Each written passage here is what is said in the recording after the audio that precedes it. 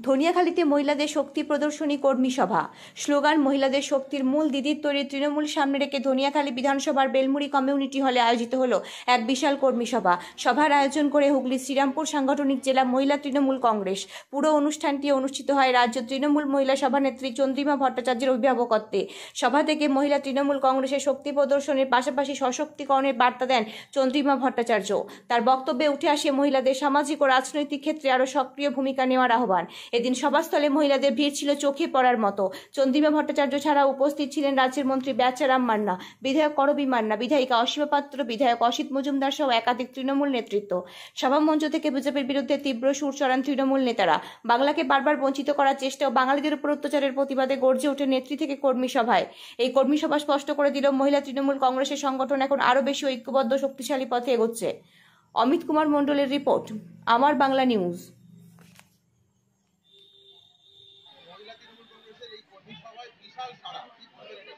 না, মহিলারা সবসময় ঐক্যবদ্ধ এবং আমাদের মহিলা সংগঠন দলের অত্যন্ত শক্তিশালী।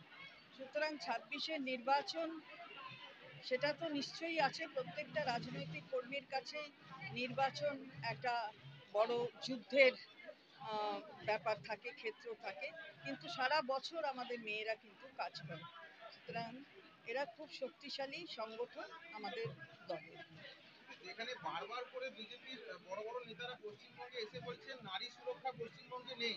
সেখানে দেখা যাচ্ছে উত্তরপ্রদেশে একেবারে মহিলাদের মানে শরীরের উপরে দাঁড়িয়ে তারা ধর্ষণ করছেন এবং নারীদের অসম্মান। উত্তরপ্রদেশ তো আজ থেকে নয়, কবে থেকে হচ্ছে।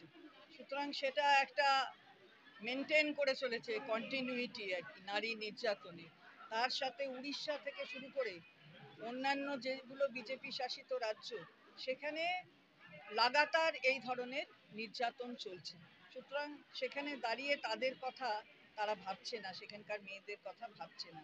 আমাদের মাননীয় মুখ্যমন্ত্রী আমাদের রাজ্যে মেয়েদের আরো বেশি সংগঠিত করতে, এই নির্যাতনের দিকটা যাতে একেবারে না থাকে সেই দিকে তাকিয়ে আছেন। সমাজের অনেক দিকের অন্ধকার থাকে, সেই অন্ধকার দূরীকরণের জন্য যেগুলো করতে হয় সেটা এইগুলো। সুতরাং সেই কাজগুলো তিনি করছেন। বারবার করে মুখ্যমন্ত্রীকে বিজেপি একটা ছোট করার চেষ্টা করে, কিন্তু সেখানে দেখা যাচ্ছে মুখ্যমন্ত্রী অপরাজিতা বিল পাস করার জন্য চেষ্টা করেছিলেন। সেখানে কেন্দ্রীয় এখনো অবধি সই হয়নি, ফেরত এসছে, আবার যাবে, আবার আসবে, এই হচ্ছে। এই মুখে মহিলা প্রীতি, আসলে কিছুই না। আমি তো বললাম যে আসলে দুর্গাকালী আর অন্য প্রদেশ থেকে তারাও বাঙালি। যদি সামনে দুর্গাপূজা আসছে, হুগলির মানুষকে কি বার্তা দেবেন?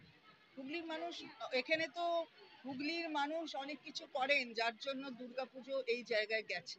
আলোর খেলা, সেই আলোর খেলা তো হুগলি জেলার থেকে। সুতরাং সেই সব দাঁড়িয়ে হুগলির মানুষ জানেন কিভাবে উৎসবে সামিল হতে হয় আর উৎসবকে কি করে রঙিন করতে হয়। সুতরাং হুগলির মানুষকে আমার পরম শ্রদ্ধা। মহিলাদের উদ্দেশ্যে কি বার্তা দেবেন? মহিলাদের কি করা উচিত?